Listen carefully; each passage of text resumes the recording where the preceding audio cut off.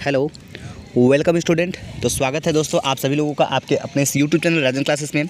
तो जैसा कि आपको पता है कि हर पेपर का सॉल्यूशन हम आपको सबसे पहले प्रोवाइड कराते हैं। तो ये देखिए एक सेट हमारे साथ आ चुका है। तो चलिए जितने भी बच्चे एक पेपर देकर आए हैं, साइंस का पेपर जितने भी विद्यार्थी दिए हैं, वो अपना अपना मिला सकते हैं कि कौन कौन सा क्वेश्चन कितने नंबर का था और कितने नंबर का उन्होंने सही करके आया है। तो चलिए हम इसका सॉल्यूशन शुरू करते हैं। तो इसकी कोडिंग जो है दोस्तों ध्यान दीजिएगा, इसकी कोडिंग यहाँ पे दी गई है 824 FY, ठीक है, और 931 2022 का सेट है। चलिए हम इसको शुरू करते हैं बिना देर किए। तो सबसे पहले एक बात जरूर ध्यान दीजिएगा, ये विज्ञान का क्वेश्चन पेपर है, ठीक है। तो विज्ञान वाले जितने भी स्टूडेंट हैं, जितने विज्ञान पढ़ते हैं, सभी लोग मिला लेंगे अपना अपना क्वेश्चन कैसा है। 3 घंटे 15 मिनट का समय दिया गया होगा आपको, यानी इसमें आपको 70 नंबर का क्वेश्चन पूरा अटेम्प्ट करना था। और कैसे कैसे क्या करना था, आइए हम थोड़ा सा इसको डिस्कस कर लेते हैं। ये प्रश्न जो दिया है 3 खंडों में दिया है, खंड क, खंड ख, खंड ग, 3 खंडों में दिया है दोस्तों। तो चलिए हम खंड क को पहले प्रारंभ करते हैं, इसको समझ लेते हैं क्या क्या इसमें पूछा जा रहा है। तो इसमें बोला जा रहा है कि पहला क्वेश्चन है, स्वस्थ नेत्र के लिए दूर बिंदु होता है। स्वस्थ बिंदु के लिए दूर बिंदु क्या होता है? ऑप्शन आपका दिया है अनंत पर, 1 मीटर, 50 सेंटीमीटर या फिर 25 सेमी। तो कितने बच्चे एकदम नशे के धुंध में बोलेंगे कि भाई मतलब स्वस्थ नेत्र के लिए दूर बिंदु 25 सेमी होता है, क्योंकि ये न्यूनतम दूरी होती है, ठीक है। स्पष्ट दृष्टि की न्यूनतम दूरी जो होती है वो 25 सेमी होती है, लेकिन यहाँ पे बोला गया है स्वस्थ नेत्र के लिए दूर बिंदु होता है।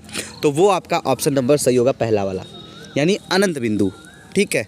चलो भाई आगे बढ़ते हैं। अगला क्वेश्चन है, आकाश नीला दिखाई क्यों देता है? आप ऊपर देखेंगे, देख लीजिए ऊपर कैसा दिख रहा है, नीला दिख रहा है ना। तो चलिए भाई अब हम आपसे पूछ रहे हैं आकाश नीला क्यों दिखाई देता है। आप लोग बोलेंगे ना हाँ आकाश नीला दिखाई देता है। तो आकाश नीला दिखाई क्यों देता है, आपका कारण क्या होता है?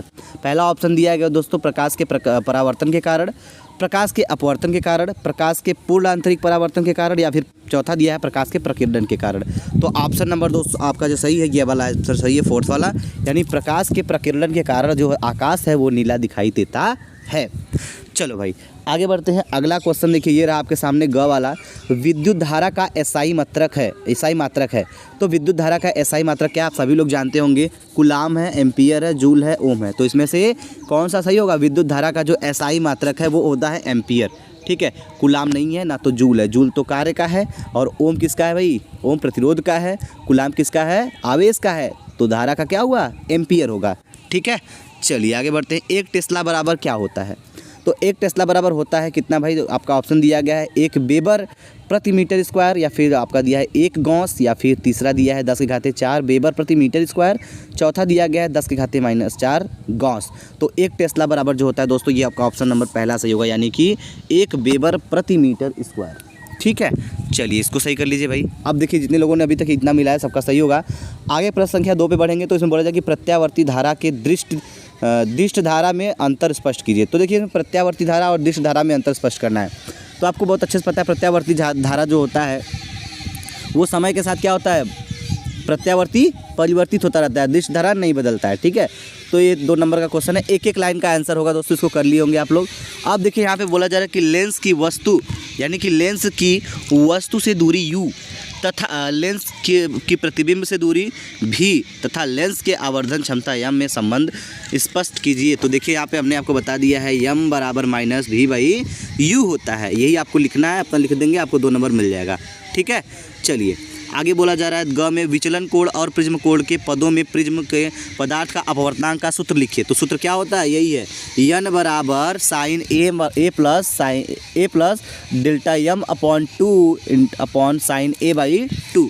तो ये अगर लिखते हैं तो 2 नंबर यहाँ पे मिल जाएगा। शुक्र मनाइए कि आपको डेरिवेशन करने के लिए नहीं दिया है।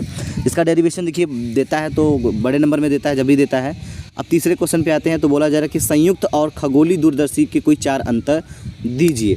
तो ये 4 अंतर यानी 4 पॉइंट आपको लिखना पड़ेगा, 2 तरफ लाइन खींच के, और आपको ये मिलेगा 4 नंबर। या तो ये करिएगा क्योंकि लंबा क्वेश्चन है तो बड़े नंबर का होता है, या तो आपको न्यूमेरिकल दिया गया है, निर्वात में प्रकाश की चाल 3 × 10⁻8 मीटर प्रति सेकेंड है। यदि कांच का अपवर्तनांक दिया है भाई 1.5 हो तो कांच में प्रकाश की चाल की गणना कीजिए। तो आपको क्या दिया है? प्रकाश का चाल दिया गया है, ठीक है। आप इसको हल कर लीजिएगा, सिंपल है भाई, 4 नंबर मिल जाएगा। हम तो कहेंगे ना न्यूमेरिकल को ही हल करिए, क्योंकि न्यूमेरिकल को जब हल करेंगे तो बिना ज़्यादा मेहनत भी नहीं करना पड़ेगा, आपको 2 मिनट में नंबर मिल जाएगा पूरा, चारों का चारों नंबर, ठीक है। आइए एक क्वेश्चन और दिया गया, ख में एक बल्ब पर 100 वाट -2 वोल्ट लिखा है। एक बल्ब है उस पर 100 वाट और 120 220 वोल्ट लिखा है। इसके प्रतिरोध की गणना कीजिए। 220 वोल्ट के मेंस से जलाने पर बल्ब कितनी धारा प्रवाहित होगी। देखिए यहाँ पे धारा भी ज्ञात करना आपको, ये भी निकाल लेंगे। प्रतिरोध V बराबर IR लगाइएगा बाबू, ठीक है। V बराबर IR लगाइएगा, यहाँ पे आपका सारा का सारा मैटर क्लियर हो जाएगा। आपको मिलेगा कितना, 4 नंबर। अगर आप यहाँ पे प्रतिरोध की गणना कर लेते, प्रतिरोध निकाल लेते हैं तो आपको मिलेगा 2 नंबर। अगर आप यहाँ पे धारा भी निकाल लेते हैं साथ ही साथ तो आपको मिलेगा 2 नंबर, यानी 4 नंबर आपको पूरा यहाँ से मिल जाएगा। या तो आप ये कर लीजिए या फिर नीचे एक क्वेश्चन और दिया गया है, देखिए अथवा करके दिया गया है, निम्नलिखित परिपथ में A B के मध्य A तथा AC मध्यवर्ती प्रतिरोध की गणना कीजिए। तो गणना करना है, पहले इसको क्रम पकड़िए, कौन से क्रम में है, श्रेणी क्रम में है, समांतर क्रम में है, उसके बाद इसको तोड़ दीजिए, 4 नंबर मिल जाएगा। बहुत आसान पेपर है दोस्तों, हम चाहेंगे तो आप पूरा 70 में 70 ला सकते हैं। आगे बढ़ेंगे प्रश्न संख्या 4 पे। प्रत्यावर्ती धारा डायनामो के सिद्धांत की संरचना और क्रियाविधि सचित्र समझाइए। 7 नंबर का क्वेश्चन है दोस्तों। तो इसमें आपको पता है डायनामो का फिगर बनाना होगा, यानी प्रत्यावर्ती धारा डायनामो का जो सिद्धांत है उसको लिखना होगा, संरचना बनानी होगी, उस सचित्र यानी चित्र भी बना के उसको एक्सप्लेन करना होगा, तब आपको 7 नंबर ये पूरा मिलेगा, ठीक है। तो ये 7 बड़ा नंबर या तो वो कर लीजिए या तो नीचे वाला न्यूमेरिकल कर लीजिए। न्यूमेरिकल में दिया गया है 2 मीटर लंबाई एक धारावाही चालक 1 एम्पीयर की धारा प्रवाहित हो रही है। इससे 0.5 न्यूटन प्रति एम्पीयर मीटर के चुंबकीय क्षेत्र में रखा गया है। धारावाही पर कार्यकारी बल की गणना कीजिए। यदि चालक क्षेत्र के समांतर हो, और क्या है, चालक क्षेत्र से 45 अंश का कोण बना रहा हो, या फिर चालक क्षेत्र के लंबवत हो। तो बहुत आसान है तीनों क्वेश्चन। हम तो कहेंगे न्यूमेरिकल कर लीजिए या फिर उसको कर लीजिए, आपकी मर्जी। दोनों क्वेश्चन बहुत आसान है, बहुत सिंपल है। अगर आपको नहीं आता है तो भाई छोड़ सकते हैं, अगर आता है नहीं है तो भी इसको एक बार कोशिश जरूर करिएगा, क्योंकि न्यूमेरिकल आप कर सकते हैं, ठीक है। चलिए इसी के साथ बढ़ेंगे खंड ख पे जाएंगे तो देखेंगे हमें मिलेगा प्रश्न संख्या 5वें में। इसमें बोला फॉर्मल्डिहाइड का IUPAC नाम है।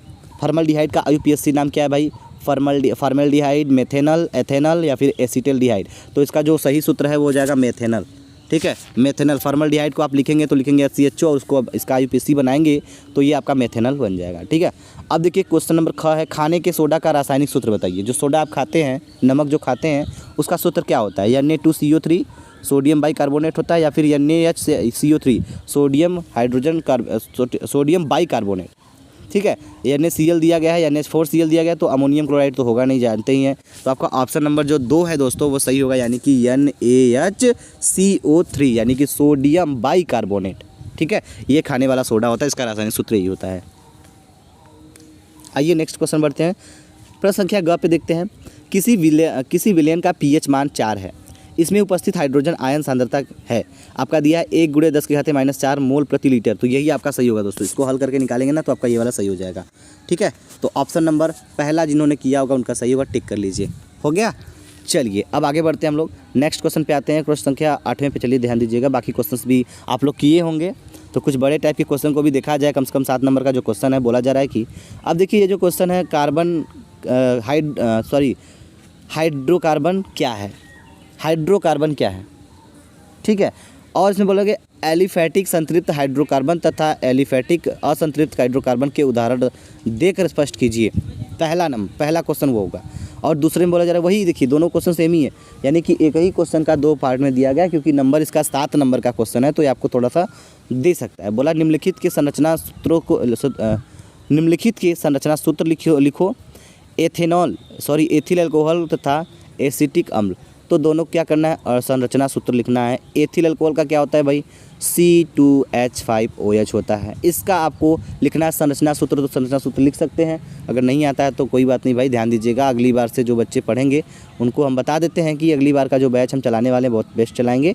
तो जो लोग नहीं पढ़े हैं जुड़ सकते हैं, ठीक है, हमारे व्हाट्सएप ग्रुप से जुड़ सकते हैं। और अगर चैनल को सब्सक्राइब नहीं किया तो सब्सक्राइब कर लीजिएगा। एसिटिक अम्ल का भी आपको संरचना सूत्र लिखना पड़ेगा। अथवा करके क्वेश्चन दिया गया है दोस्तों, निम्नलिखित पर संक्षिप्त टिप्पणी करिए। चलिए किरोसिन तेल क्या होता है, इस पर एक टिप्पणी करना लिखना है आपको। कार्बन की संयोजकता क्या होती है, कार्बन की संयोजकता पे आपको लिखना है। एरोमेटिक यौगिक क्या होता है, इस पर लिखना है। साबुनीकरण क्या होता है, ये भी लिखना है। तो ये क्वेश्चन आप लिखेंगे तो 7 नंबर आपको मिलेंगे। इसी की तरह हम चलेंगे क्वेश्चन संख्या ग पे। खंड ग पे आएंगे तो खंड ग जो है उसमें आपका बायोलॉजी के क्वेश्चंस इंक्लूड होते हैं। तो इसमें पहला बोला जा रहा है कि पित्त रस का निर्माण होता है, यकृत में होता है। दोस्तों ध्यान दीजिएगा, बहुत सिंपल क्वेश्चन है। पित्त रस का जो निर्माण होता है वो यकृत में होता है, ना कि पित्ताशय में होता है, न तो अग्नाशय में होता है, न तो वृषण में होता है। ये यकृत में होता है पित्तरस का निर्माण।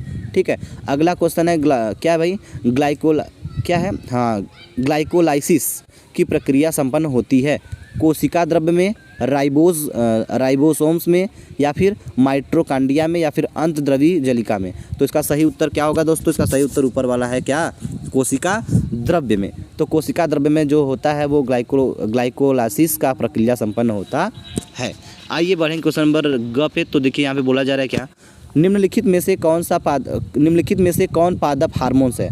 आपका ऑप्शन दिया गया है फिरोमोन, ठीक है, या फिर दूसरा दिया गया है जिबेलिन, हिपेरिन, या फिर इंसुलिन। तो इसमें जो सही विकल्प होगा वो होगा आपका जिबेलिन, यानी ऑप्शन नंबर 2 आपका सही, इसको आप टिक कर लीजिए। ठीक, चलिए अब आते हैं आगे, प्रश्न संख्या घ पे चलेंगे। F2 पीढ़ी में 3.1 का अनुपात होता है। आपका ऑप्शन जो सही है, ऑप्शन नंबर सही है एक संकर क्रॉस में। एक संकर क्रॉस में आपका ऑप्शन भी दिया रहेगा 5-6 ठो, द्विसंकर क्रॉस में, एक और तथा दोनों में, इनमें से कोई नहीं। तो आपका ऑप्शन नंबर पहला क्या होगा, सही होगा दोस्तों। आइए आगे बढ़ते हैं। अगला क्वेश्चन बोला जा रहा है कि 10वें का लिंग गुणसूत्र किसे कहते हैं? कितने नंबर का है? 2 नंबर का है। लिंग गुणसूत्र किसे कहते हैं? मानव में लिंग निर्धारण की प्रक्रिया समझाइए। ये आपको 2 नंबर देगा क्वेश्चन। तो ये बायोलॉजी का क्वेश्चन है, आप लोग कर सकते हैं। जीन, आगे दूसरा बोला जाए प्रश्न, जीन अभियांत्रिकी को परिभाषित कीजिए। जीन अभियांत्रिकी में डीएनए वाहक कौन होता है? चलिए 2 नंबर का क्वेश्चन है।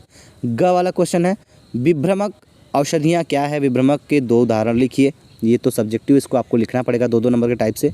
अगला क्वेश्चन देखेंगे दोस्तों, 11वां बोला जा रहा है, पीयूष ग्रंथि द्वारा स्रावित कोई 4 हार्मोन्स का नाम लिखिए, प्रत्येक का कार्य वर्णन समझाइए। 4 नंबर का क्वेश्चन, या तो वो कर लीजिए, या तो ये नीचे वाला दो पादप वृद्धि नियंत्रित हार्मोन्स का नाम बताइए तथा उनके कार्य वर्णन दोनों बताइए। तो ये 4 नंबर के क्वेश्चंस हैं और उम्मीद करेंगे कि आपको समझ में आया होगा। आगे बढ़ेंगे तो क्वेश्चन नंबर ख पे देखेंगे। तो इसमें बोला है पोषण के प्रकार बताइए। पोषण कितने प्रकार के होते हैं? मृतोपजीवी व परजीवी पोषण के अंतर बताइए। 4 नंबर का क्वेश्चन है, या तो ये कर लीजिए, या तो नीचे वाला जो दिया है मेंडल के प्रथम नियम का उदाहरण सहित वर्णन कीजिए।